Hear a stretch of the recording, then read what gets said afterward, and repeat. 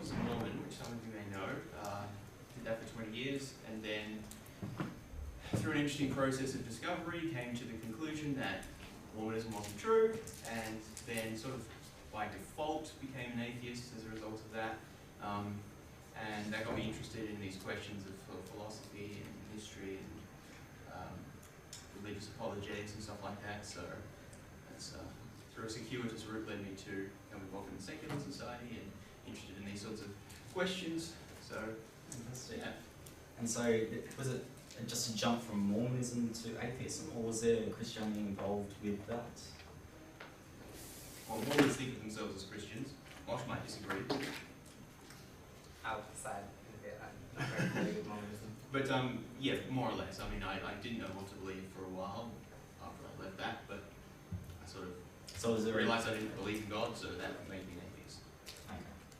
So it wasn't specifically the Mormon beliefs about Joseph Smith being the prophet, but more in general about the belief in the deity. So the only reason I believed in a deity was because of those specific beliefs about Joseph Smith. Okay. It was all tied up to me. Okay. So once those have gone, then the whole thing's... Yeah, that's right. Fantastic. Cool. Awesome. Would you like to start off with your intro? Sure. Well, I guess the first thing, good to start with things we have in common, James and I. One, I think, which is pretty obvious to all, is we're both rather bad at graphical design. So if you look at the picture at the back, I think that's James fabulous. made the bits, and I kind of added in the glowy stuff. It was Moshe's idea. It's fun. We wanted to go with something funny. So that's the first, it's pretty cool commentary on that current advertising. But, so yeah, what did I want to talk about? One reason, I'm thankful very much for the invitation to come and speak.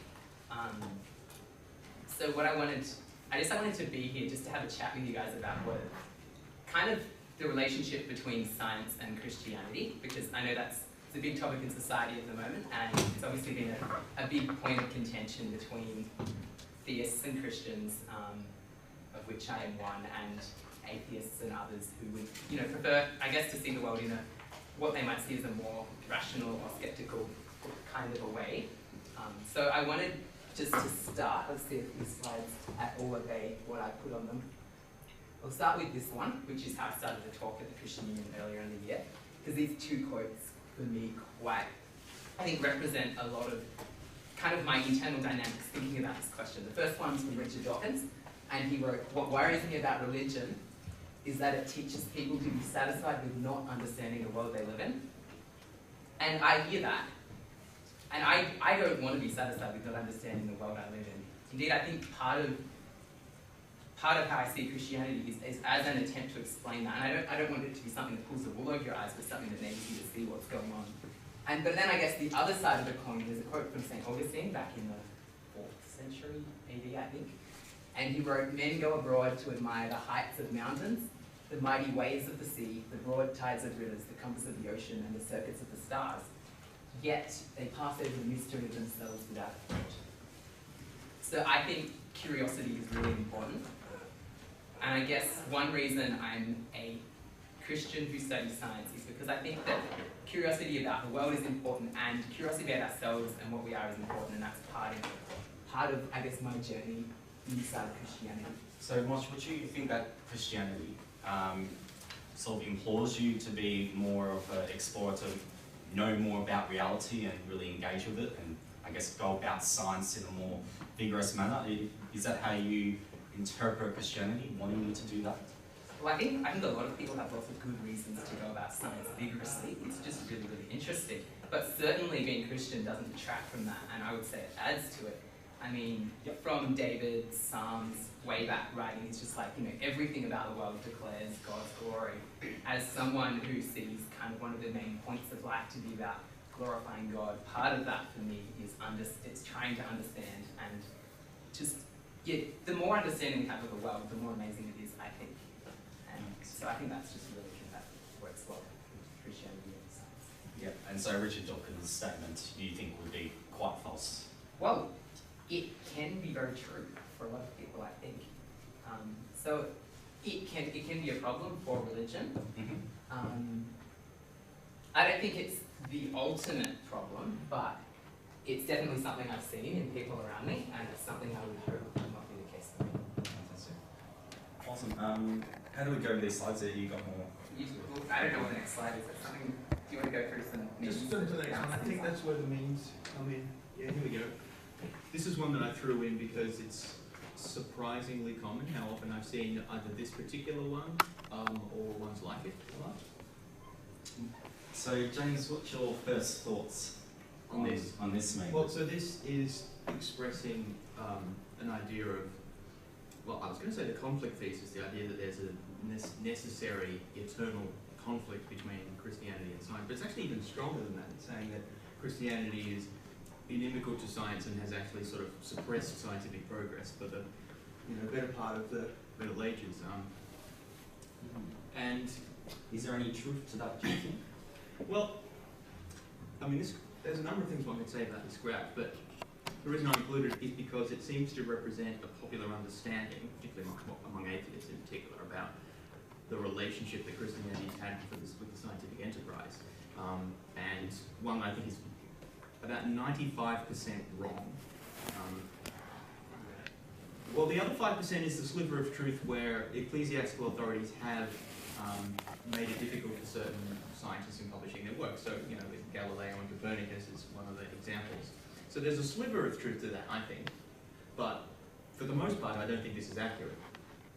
Do you think that if we were to take away what they call the Christian Dark Ages and put straight forward from the grey part, do you think that would be the kind of trend? Or From the Renaissance, you mean? yes, from the Renaissance. If we didn't have that, would still have this spike. Do you think? I did think scientific progress has, took off around the scientific revolution period, so Yeah. roughly that time. But I don't think it had a lot to do with Christianity. I mean, Christianity didn't go away at that time.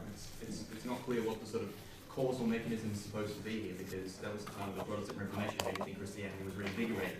Just to comment on this graph, I guess. I mean, it seems a little unclear to me what the y-axis is supposed to be. I mean, it looks like it's supposed to be some sort of, I don't know, exponential curve reaching Godhood at some sort of asymptote or some such thing. Which I guess it's exciting. I mean, my reading of history seems to be that most times in most places there's a whole lot more complexity to any sort of progress than just a nice mathematical function. Moshe, can I ask you this? Do you think Christianity has helped science in that, as you were saying before, people want to explore more about God's glory and what He's created, and thus science is a method to understand what God has created more and know a bit more about His characteristics? So do you think Christianity encourages people to do science, just like in Genesis when God asks Adam and Eve to name the animals, like taxonomy there? Do you think there is that encouragement? Well, I certainly think there's a lot of encouragement can be taken from it. Yep. Now, clearly the picture we've seen, which should be good to talk about in a bit, the picture we've seen throughout history of the relationships between Christianity in particular and science has often been more complex than that, and there's been some episodes that have looked quite different from that. But I definitely think that a kind of holistic Christian understanding of ourselves, God and the world very much does encourage that kind of scientific pursuit, I guess. Yeah. Yeah, I guess I should note at this point, when we're hoping this will be quite as interactive as necessary, so if anyone has if anyone would like to challenge anything that's been said. What are you trying to say from this slide? What are you trying to prove? Well, we're just, that's not yours. Like, you This put it isn't- up no, there. this isn't my slide. This is a. From this slide. Have people seen this? This is a meme that circulates It's a meme, periodically. I was trying to illustrate one of the ideas that seems to circulate around the popular consciousness or whatever exactly for discussion. So, I mean, are you trying to say that where there was Christianity, science wasn't advanced, and where Christianity went down, we advanced in science? This meme is attempting to argue, I think, that with the onset of Christianity in the Roman Empire in the 4th century, which is when you see the dramatic cutoff there was a dramatic decline in science, and basically nothing happened throughout the Dark Ages and the medieval period. Scientific advance only resumed with the Renaissance, which they're probably going to argue was sort of a humanistic anti-religious endeavour, which I don't agree with. Oh, yes, you would say that basically it's false. Oh, yeah, it's portrayed. I guess a lot of this is historically interesting just because there was, I think it was, whoever it was, Gibbons wrote the book, The Decline and Fall of the Roman Empire, which was pretty influential, and at that time he argued it was Christianity that caused that, which is an interesting discussion in itself. But out of interest, I guess I wonder, how many people in the room, and it's okay to disagree with me, but how many people substantially think this is a good picture of reality? Because if nobody does, then Leon. I know I've spoken to a lot of atheists who, at least implicitly, seem to endorse something like this. Well, definitely there was the cataclysm of the Middle Ages, that's for sure. Like, whatever the factors were. I mean, it's often overdone by I think the Enlightenment people talked about. Yeah. I think that's vastly exaggerated, but I think that the fact that we're even talking about Sure. Christian versus science, that there has to be something there, and I admittedly it's probably much more complex than that, and I wouldn't think it'd be a huge sort of that dramatic, but I think that there has to be something there. I don't think it's as substantial as that. No way. If you look at manuscripts, for example, which is one measure that people use to look at how much sort of intellectual production there was, you actually do see something like that. It's not quite so abrupt, but there was a dramatic decline in manuscript production around the fall of the Roman Empire. And whether you attribute that to Christianity is a whole other issue. And it's also not true that it was flat throughout most of the Middle Ages. There was, well, we don't need to go into all the detailed history, but yeah, it's inaccurate to describe the entire period between the fall of Rome and the Renaissance as the Dark Ages. If anything, that only describes the first few centuries after that. Yeah, well, of course, you're not trying to say that Christianity suppresses science. Well, this I think is trying to say that, and I'm trying to say that that's, yeah, mostly not true. There are some specific instances where I think you can say that church authorities have suppressed science, which maybe we could talk about. Maybe it'd be good to move, if we accept that a kind of a quick character is not going to do it, maybe Yeah, we let's move move to on. some of the more substantial kind of examples coming up. It'd be good to have a bit more of a discussion. No, I'm not sure what's on these anymore. I just threw these on there for. Let's skip that for the minute because that'll be relevant in a bit. So here's an idea that I put forward earlier in the year at CU. This comes from a few articles from one, it's in here somewhere, I have. But this is the conflict thesis. It's kind of a very influential idea about the more recent history of science and religion. And I forgot to write another version, but it basically says there exists at a fundamental level differences between the scientific endeavour and the endeavours of theistic religions that are so severe that the sincere thoroughpursuit of one cannot be combined with the simultaneous pursuit of the other, but rather undermines it. So I think this is probably the idea that there's something so different and contrary between them that people are either papering it over or, this is something that's happened throughout history. Is I think a very powerful intuition in society at the moment, and probably with good reason. So I'm particularly interested in the idea that throughout more recent history, science and Christianity have always been at war. So I guess that's where I'd be good to land things and chat it up for a while. Yes. So can I ask you, Moshe, do you think there is any real overlap between science and religion, or are they talking about this, different types of discourse? So one's talking about how things come to be, how life comes out of non-life, whilst the other one's telling us what is a good life, what is good and bad, what is meaning, purpose, etc. Is that a fair? I think I'd say yes and yes. I think that It would there's work like a that? fair overlap between them, and they're talking about different things. Okay, so where do they overlap? I think that's the interesting bit. So I think that I would see Christianity as, it has particular teachings and things within it, but I would see it as overall a total worldview of everything. So, and I would see science as a potential component of many worldviews, and something that can be fitted into many worldviews with more or less, differing amounts of easiness. So I think that there are areas in Christianity, because Christianity declares itself as a historical religion. It makes particular claims about the universe, these kind of things.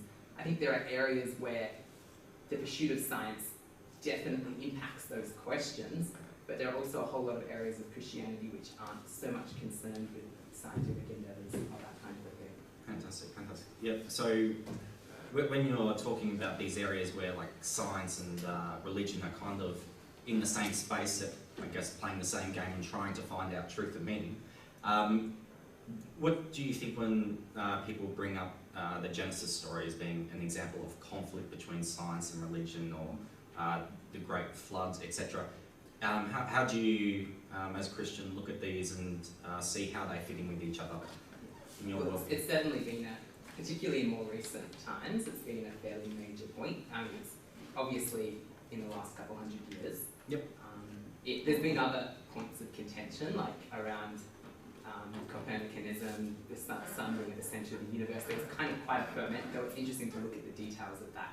Because I think in most of these, the one thing I would say is there's definitely conflict, but in most of these instances, there's a vast variety in how scientists and the scientific endeavour have approached these things, and there's simultaneously a vast variety in how religion or religiously inclined people have approached them. So, for example, in the time of Copernicus and Galileo, during that kind of great ferment that happened, it's worth noting that the Jesuits, which was one branch of the Roman Catholic Church at the time, basically adopted Copernicanism, and they were off as missionaries to China, and they were telling the Chinese, well, the West has the superior science, look at our, sun-centered cosmology. And then it was only later, as during this kind of quite complex reaction against that in Catholicism, that they actually had to switch and that start telling people, no, actually, we're not. We were super advanced, and now that's technically wrong, and we're going back a step. So the reactions inside Catholicism weren't. I'll move back to the particular question in a second, but the reactions inside Catholicism weren't monolithic or top-down in any sense. The more significant thing was at the very same time you had kind of the aftermath of the Great Religious Reformation. So it's interesting, the Centre for Copernican Study and Knowledge was Wittenberg, which is also that's where Martin Luther hammered his theses on the wall and began the Reformation. So there's this whole religious dispute happening that's kind of all tying in together. The whole thing was quite complex with many different aspects, and it came together terribly, unfortunately, for the Roman Catholic Church. But it wasn't necessarily the case. And even in the middle of that conflict, particular people, Galileo, who was considered himself Catholic at the time, etc., wrote things about the interpretation of scripture and that kind of a thing, which would have gone a long way towards solving a whole lot of the problems had they been hindered. And so I think in the modern context, I don't think, I think responses in the church are very varied. Most Anglicans have, as far as I can tell, very little problem with any aspects of, with any aspects of evolution or long ages or those kind of things in their interpretations of Genesis 1 and 2. Yep. And within the rest of evangelicalism, it's been a bigger issue. And there are differing, there's a fairly large internal discussion about that. But it's certainly not just a case of this one group saying, of everybody basically saying we've got to keep out science. There's this great warfare between, it's there in part, like you see it in the Bill Nye-Kenham debate, for example.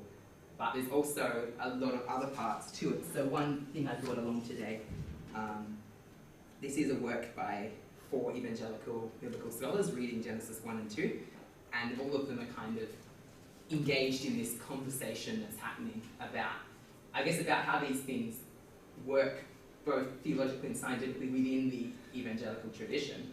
Out of interest, what conclusion do they come? Well, they all come to different conclusions. I guess that's why it's a conversation. But Moshe, can I ask you about that? Because this is, I think, if I put my sort of cynical or critical hat on, this would be an approach that I certainly think some atheists would make, which is to say that, look, even if, as opposed to you. Well, because I can take different approaches depending on what mood I'm in, right? Sure. So, even if it's true that there's a diversity of approaches to science and, interpreting Genesis and all that sort of stuff within Christianity, okay, granted, but what tends to happen, or at least has happened, is something like this. Scientists make a discovery, or a theory becomes accepted, Copernicanism, Darwinism, all Earth, etc. And then there's this big infight among Christians about how to reconcile that with previously understood interpretations of Scripture. And then usually, eventually, Christians find a way of incorporating that into their theological beliefs, which then sort of adjust to the new science. And then we move forward, and then eventually there's another one. So it's this sort of reactive process of science making discoveries which shifts previous theological understandings, and then there's a period of adjustment where Christians are like kind of not sure what to do with it, and there's internal disputes. So this is, I think, one model of the conflict thesis that we might have, which is not to say that they're necessarily in conflict, but that Christianity reacts to scientific discoveries in a way that it's sort of always on the defensive. It's like, okay, we thought this, we thought the Earth was at the center of the universe because that's what the Bible said. Now we figured out the Bible actually didn't say that, and same with Darwinism and so on. What would you think of something? I guess, a couple of things I'd say. One is, again, to break down the idea of this monolithic Christian response. The very complex reactions, often the scientists making the discoveries are part of that Christian tradition, particularly once we move back beyond the last 2 centuries before the professionalization of science. Like, it's actually quite dangerous doing history of the earlier eras without being aware of the relationship between science and religion at the time, because they weren't completely extricated in the way they are now. And in Galileo and others, often the main proponents of a view completely saw themselves as within this tradition. Yes, but that's the point. That's often why they were concerned about publishing their results. Think of Darwin and Copernicus, is that they were within this tradition, and they were worried about their place in this tradition, sort of knowing that what they said would be reacted negatively towards, at least by some people. So certainly the negative reactions are unfortunate, I think. The reality is, again, Christianity is a total worldview. It has had a lot of, partly it's had a lot of intellectual clout and kind of societal authority. All of those things tend to bleed into this in all kinds of ways. But one thing I'd say in response, what happens in science every time a new discovery is found of things? I think Kuhn is overblown when he talks about his scientific revolution, but I think you very much get a process of reaction.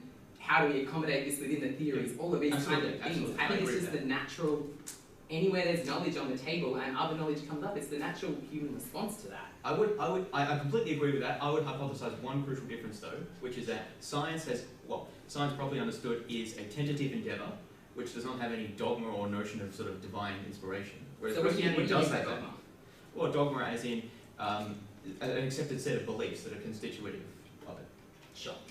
Science has a methodology, but even that's sort of contested. But it certainly doesn't have any beliefs that underpin it. Like, different Christians might disagree about what Christian dogma is, but I think, and they may not be comfortable using the word, but I think they will, for example, Christians would generally want to say that they subscribe to the Nicene Creed or something like that, or even the Apostles' Creed, if you want to go earlier. So there's a notion of a sort of set of beliefs that are constitutive of right. Science doesn't have that, and so there's no notion in which the sort of science has to protect what is supposedly something that's received from divine revelation. James, for science, wouldn't you agree that science does take in a few assumptions, or what you would say, like initial faith in the repeatability of their experiments, logical reasoning, that our faculties are reliable, that we can use them, and that empirically we can measure things, we can verify things over and over.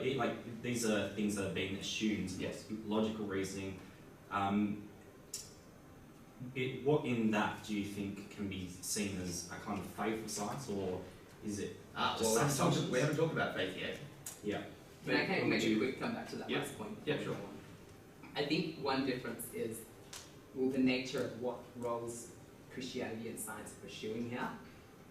So science is about understanding the natural world. A significant part of it is about, there are the historical sciences which do a whole lot of work on particular once-off past events, but many areas of science, physics and these kind of things rely on a whole lot of experimentation and this kind of thing. I think Christianity, being a very historically rooted religion, it centers its worldview and understanding around very particular historical events at a particular time. The Nicene Creed has some very general statements about God in it, which is, much of what it is to be defined as a Christian. But it also has very specific statements about the interpretation of a particular historical event, the death and resurrection of Jesus. And I think that one reason Christian dogma tends to be stable is because this event happened once, and in many senses, much of Christian theology is a reflection on the implications of this. So when science comes along, it changes your picture of the world and those kind of things. And so then there's great discussions, how does that accommodate into this reflection? But as Christianity is based around the implications of this one historical event, I think that's a good explanation as to why Christianity tends to stabilize over time in that regard while accommodating other kinds of things, because it's about the event, not about, you know, let's get a better version of quantum theory in I Christianity. don't quite agree with your characterization of what Christianity is about. I think when one talks to a lot of Christians, of course one can't overgeneralize, but a lot of Christians, you ask, what is the Bible? They will say something like, the Bible is God's revelation to man that tells us about, you know, But it's a what we historical thought. revelation. Yes, that's right. But they think it's a revelation in all its parts, right? Not just that Jesus is the central revelation, but it's the combination. It's not the only part there is. So when you look at Genesis or the Psalms or whatever else, they're all part of God's revelation. Yeah. And so therefore, that they think that conveys real meaningful information. I might use the word information, but knowledge to humans from God. It's divine revelation, right? Now that is problematic if the understanding of the divine revelation is constantly changing with new scientific discoveries. It seems to me, at least. I mean, there are certain, again, any worldview overall that has that has a stake in everything, which is what I'd say Christianity has to deal with the latest research and the latest things are. But I think that primarily Christianity is about everything, but it centers everything in a particular historical. The most important center of Christianity is the birth, life, death, resurrection of Jesus and the teaching around that. That flows out to the rest of Christianity. And I think the more central you get to that, just like the more central you get to the basics of quantum theory or something, the more radical your conclusions are going to be for the world around you. The more central you get to that center point of Christianity, the more serious the rethink of your worldview you're going to do. But I think Christianity exists quite comfortably with a whole lot of peripheral rethinks and re-understandings of what goes on. Because the point of Christianity isn't, I guess, as Galileo put it, to understand how the heavens go, but how to go to heaven. So you think firstly with the resurrection, do you think this is a domain in which science can tell us something about the resurrection and what actually happened there? I think science can certainly be important. I don't think science has a complete monopoly on our understanding of reality, though. We can go and talk about that. Do we want to move to one of those sections? I'd like to talk about faith for a bit, actually. Yeah, okay. To find the next bit. But while you're doing that, people please eat some more pizza. I don't know what we're going to do with all this. Come and eat. Can I take some for dinner? Yes, please. Also remember, questions at any time are great as well. Yep. Does anyone have any questions I'd like to pose to our two? Yes, please have a drink. Oh dear, this is why I get the This is why I'm sticking to my... Oh, I only got one thing of green tea. No, you brought two. Yes, peach. It's not green tea. What is it? Go to the next slide. I left under that. Yeah. I'm just quickly looking. So we chatted a little bit. We didn't chat heaps about science and Christianity at war. There's a good book Melbourne Uni Library has on that, which I have as well. Science and Religion, a Historical Introduction. That kind of represents the best of modern scholarship on the area. And I would say it's worth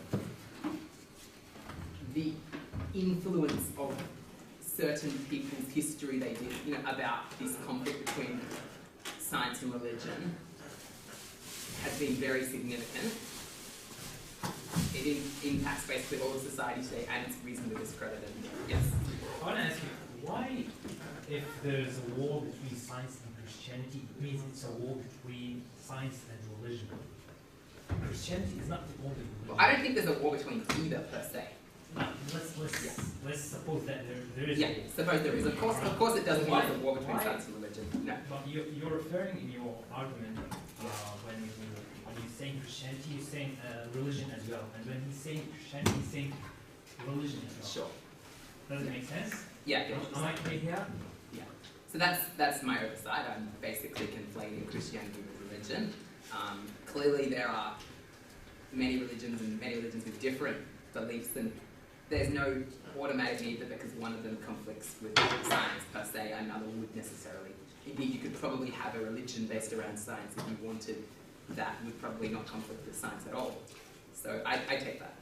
I'm sure there's those religions, of course, where you've got God who is basically not a personal being, so he doesn't really interact with the natural world. And so that's something like deism or pantheism, or they have other words for it, or Spinoza's God. Someone, he doesn't intervene, no supernatural events, but there's a God that exists outside of nature and reality, and so I think that would be one that, doesn't interfere at all with science, couldn't at all, but is still kind of a religion as such. So I think there are religions that could not possibly conflict with science. Yeah. I don't think Christianity is completely in that category. I think it has overlaps that are important. Well, yeah, sure. Monotheism has events in history that you would affirm that the biblical events, at least some in the Old Testament, were actual ones that can be found somehow, dug up the evidence or remains of civilizations that they actually occurred in history. Yeah, Would so you there's agree with definitely, I mean, it's interesting because there's a lot of overlap between archaeology, science and history. Yep. But I definitely think Christianity puts a lot of stake on history. Yep. And so the particular aspects of Christianity should be, in principle and in fact, open to historical inquiry and discussion. And that's an important part of, that's one reason Christianity has a stake in that game, in that it's not just an abstract philosophy of how to live, it's trying to say real things about our lives and what they mean in relation to historical context and what's happened in the past. So Jesus, the existence of Israel, those kind of questions are very, very important questions. And how do you determine which ones of those were historical and which one of those aren't meant to be taken as historical, like scientific? Well, this comes to the book that Moshe was referencing, the interpretations of Genesis, right? I think part of, I think Christianity, again, being an integrated worldview of many components, there are ways, each individual and Christianity as a whole has to come to terms with that picture, and either you say, well, this, basically there's a risk there. Either it works or it doesn't work. If it doesn't work, well, I guess you're on your way to becoming an atheist. I guess this was sort of my point. It seems that Christianity doesn't work. If you look at all of the sort of retconning it's had to do, there's a cynical debate here, but in terms of reinterpreting. A lot of that is a pretty peripheral retcon. But this is the issue, though. This is what and this Michael is was what asking, what is peripheral and what is central, and how do you know that? My understanding of Christianity lands central things being very closely connected to the historical appearance and person of Jesus, and kind of it flows out from there in different degrees to the edges, Revelation, Genesis, those kind of places of Christianity. Yeah. I've got a contribution to this. It seems to me that with the big ticket items, like heliocentrism and sort of interpreting early parts of Genesis, that at least with interpreting early parts of Genesis, similar discussions were happening before, pre-Darwin. So I think that is some evidence against the idea that it's just purely reactive. Yeah, no, that's a good point. Yeah, and also I think Augustine was very much open to the idea of old Earth in his writings. And I just wanted to construe that as possibly, depending on the dispute. I mean, I'm not sure exactly what you've got in mind, but that's some evidence against the idea that it's just purely reactive. No, that is true. Certainly, it would be an exaggeration to say that many of these disputes did have antecedents prior to any sort of discoveries of science. But I do think that they were strongly reactive to the developments of science, even if there were sort of antecedents there. But yes, I agree with that. Should we talk a bit about faith? I know that was one of the items. What do we want to talk about this slide? I've just been running related to faith or not. It does a bit, actually. I'm happy to go to the faith one. Because I'd like to talk about that survey. See you thanks. Oh, yeah, Leon. Yeah, I'm just trying to quick. I haven't read this. It's kind of half on point, half on my.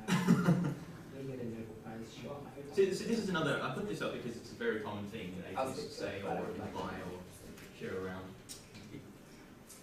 Maybe we should do hands up. Who would endorse this fully, or is there anyone here who would endorse this That's or not not? the normal Christian upbringing experience.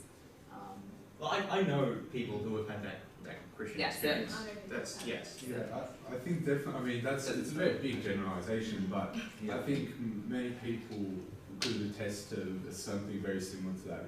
And definitely not all people, but I think a lot of people becoming atheists in young adulthood would very much say that that's their experience of religion, and possibly why they became atheists. Would you say, much though, that that kind of experience is I- in the minority? I mean, That's I can only talk from my own experience, so I would be Yeah. very careful at, characterising Yeah. other people's experiences. I definitely know people who've had an experience like that. Would you say it's quite rare? I would say it's not mainstream in my context. I don't think I can say more or less than that. I haven't seen surveys and don't have a wide enough understanding. I would hope that it would be rarer rather than less rare in that sense. Well, the I don't survey think- would cast some light onto this because that relates to people's understanding of faith, Yes, it would which be good to this go relates to directly. It would come, and I don't think teaching young children anything is intrinsically indoctrination, No, I agree. but that's a Just parenthetic comment on it. I think the way people are generally taught science, be they children or young adults, is not encouraged to doubt. is not encouraged to think critically about it. It's to accept it as a fact, basically. So yeah, I think that